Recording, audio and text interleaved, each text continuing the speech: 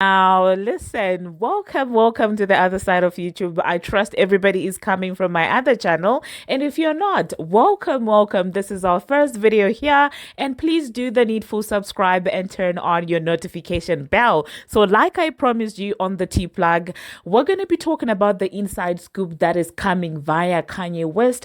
He is out there talking about Pacific, the record label that I'm talking about. So, this is a conversation that Kanye West leaked. It says co-head of Atlantic Julie Greenwald just called me. She just got fired. She said the new head is not going to give us a grace period to handle Atlantic's compensation. She suggested I let Two Lost and Create know that 40% of all the revenue from Vouchers 1 and Vouchers 2 needs to be paid to Atlantic. She's saying that if we don't handle immediately, Atlantic will issue takedowns for both albums. Please advise, okay? And so together with that caption, yeah, rot, this is what they do to independent artists, okay? Now, for those of you who may not be following and knowing where exactly this is coming from, who Julie is, now there is a rant that Cardi B did, when she was basically addressing Joe Biden, and she was bragging about the, couple of people that,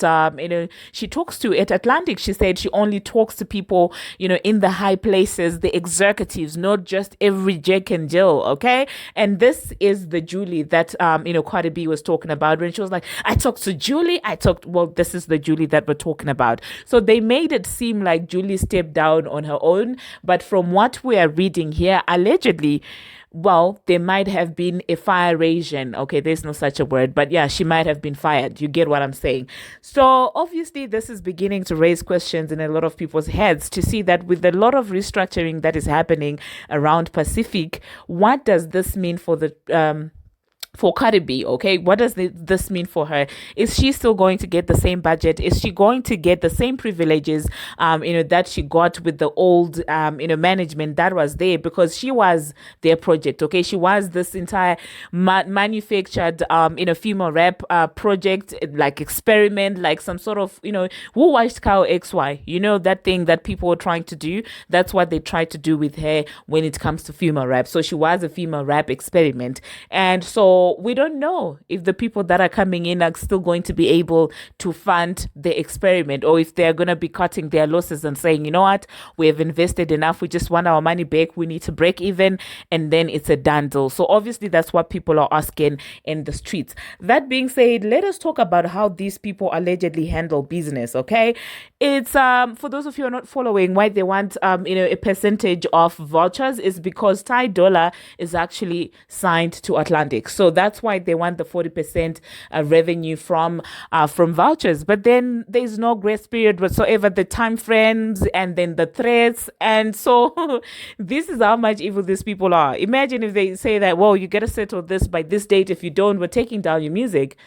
That is absolutely absurd. Not only does it affect Kanye West, it also affects their artist Ty Dolla $ign. So these kind of ultimatums, I guess this is why people always give Pacific the side eye, because what are you guys doing? Allegedly. Anyway, let me know in the comment section, what you think about that. And the next thing that we are going to be talking about, we're going to talk about City Cinderella. Why is Jetavia trending right now?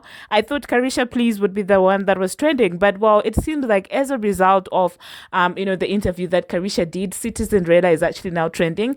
And in that interview, Caresha was sort of throwing JT under the bus, making it seem like JT was out there scheming, behind the scenes, working on this solo project and, secretively planning to throw Caresha under the bus. And I'm like, that was not the situation.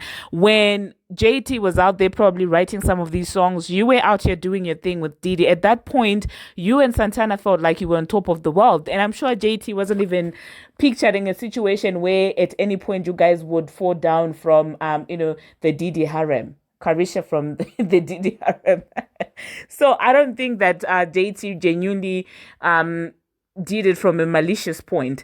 And if you also listen to what she said when she was talking about Nicki Minaj in the collaboration, she was like, oh, well, I was caught off guard. I was never told that she was going to be there. I found out, I was trying to play these games with the fans to see who is on the remix and things like that. And I'm like, well, it's not her song.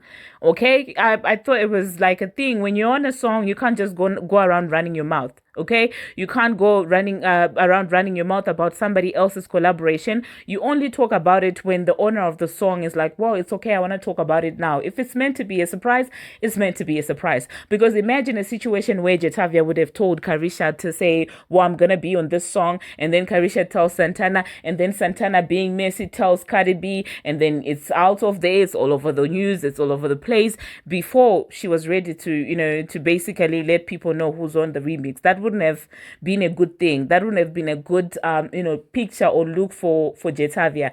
But at the same time, I will not invalidate her feeling like, she got, blindsided when it comes to that. I mean, they were in a group, so, probably kind of caught her off guard. And this is not just like any collaboration. This is a collaboration with Nicki Minaj, So, yeah, I also understand why, as a friend, she would feel some type of way about the JT situation. But anyway, out of that, it seems like Jetavia is out there trending.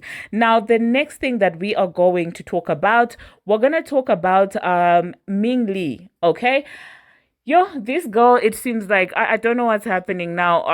I did do a video previously and I was talking about this entire situation with Ming Lee, but now there are allegations that are coming out here to say that, well, her team are marketing her as Nicki Minaj's little sister. So there's nothing wrong with that. If she wants to come off the feathers of her sister, she's allowed to do that. That's her sister.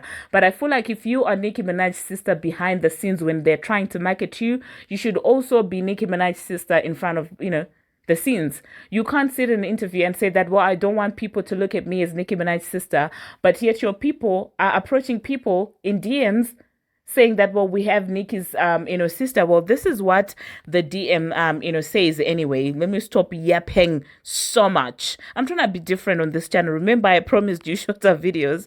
So, it reads, so I'm working, and then it's rubbed out. But then a little birdie once told me, I think 2 days ago, that, well, Moniz Slaughter was, approached. You do know Moniz from Love and Hip Hop.